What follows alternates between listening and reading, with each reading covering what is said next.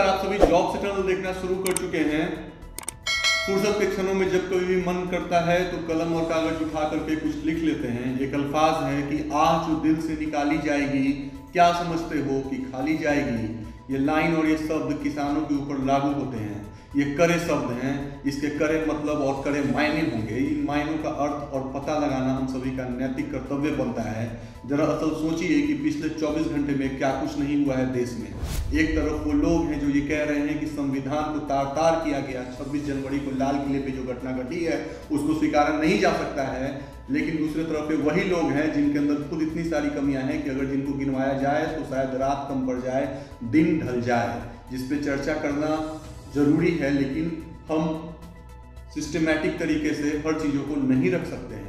आपको बतलाना चाहेंगे कि मेन स्ट्रीम मीडिया ने इस तरीके से देश को भ्रमित किया है, इसमें कोई दो राय नहीं है। तमाम बड़े बड़े पत्रकार, तमाम बड़े बड़े राजनेताओं के यहाँ जाकर के सलामी करने वाले लोग जिन्होंने देश को भ्रमित किया है, और उनके देश के भ्रमित करने का नतीजा यह है कि पिछले 24 घंटे में कल रात 1 बजे से लेकर के सुबह 12 बजते तक जन सैलाब उमड़ पड़ा है और दिल्ली के चारों तरफ बॉर्डर पे लोग पहुंच चुके हैं। सवाल ये उठता है कि वो कहते हैं कि हुआ है विकास, शहर का रंग गुलाबी है, लेकिन कुछ नहीं हुआ है विकास, ये दावा किताबी है।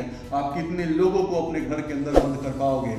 अंधेरी रात में किसान जहां सो रहे थे वहां जाकर के आप लाठी चार्ज करते हो, लाइट काट देते हो। गाजीपुर बॉर्डर पर लाइट काट दिया गया। और क्या आप डर और भय का माहौल पैदा करना चाह रहे थे? चंद गुंडों को लेकर के सियासतदान और संसद और एमएलए पहुंच जाते हैं वहां पर मामले को तहस नहस करने के लिए, लेकिन ये आपके साथी और एकजुटता का ही प्रतीक है कि वो जितनी तेजी के साथ उन्हें गिरा रहे थे, हम उतनी तेजी के साथ उठ रहे थे।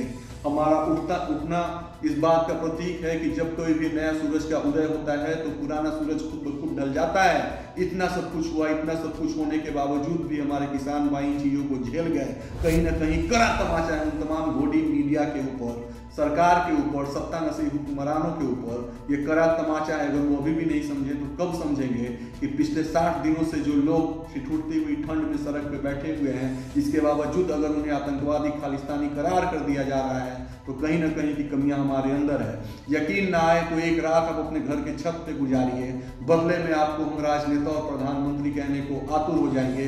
दावा है कि आप उस रात को छत पे नहीं गुजार पाएंगे, क्योंकि आपके अंदर डर है ऊपर से गिरती हुई ओस का, कि ओस में कहीं ऐसा न हो कि मेरा मिजाज खराब हो जाए। सोचिए, ये बड़ा सवाल है कि जिनकी उम्र 60-70 साल है, क्या वो लोग पूरी रात इसलिए दिल्ली के बॉर्डर पे डटे हैं कि हम उन्हें खालिस्तानी कहें? क्या वो लोग इसलिए दिल्ली के बॉर्डर पे डटे हुए हैं? क्या वो लोग सड़कों पे सो रहे हैं? बारिश हो रही थी, आपने बारिश को भी देखा है कुछ दिन पहले कि कैसे उनके बेड खराब हो गए, इसलिए कि हम उन्हें खालिस्तानी कहें, आतंकवादी कहें, उन्हें किसान न कहें। इन तमाम चीज़ों के नगीने को लेने के लिए हमें नहीं लगता कि कोई भी बुद्धिजीवी व्यक्ति अपनी ज़िंदगी के अमूमन ऐसे लम्हों को वहाँ पे गुजारेगा।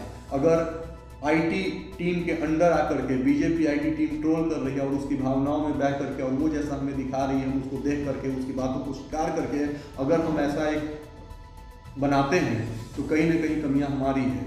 ये तमाम गुजारिश जॉब टनल की तमाम युवाओं की तरफ से है कि अगर इस तरह की भ्रांतियां पैदा होती हैं और इसे हम स्वीकारते हैं तो यकीन मानना पड़ेगा कि हम सिर्फ कागज़ पे ही पढ़े लिखे हुए हैं। हमारे अंदर की चेतना खत्म हो चुकी है, सोचने समझने का क्षमता खत्म हो चुका है, सही और गलत का हम पहचान नहीं कर पा रहे हैं, वर्तमान को इस तरीके से स्वीकार कर रहे हैं कि हमारा भविष्य अंधकार में दिशा का निर्माण कर रहा है।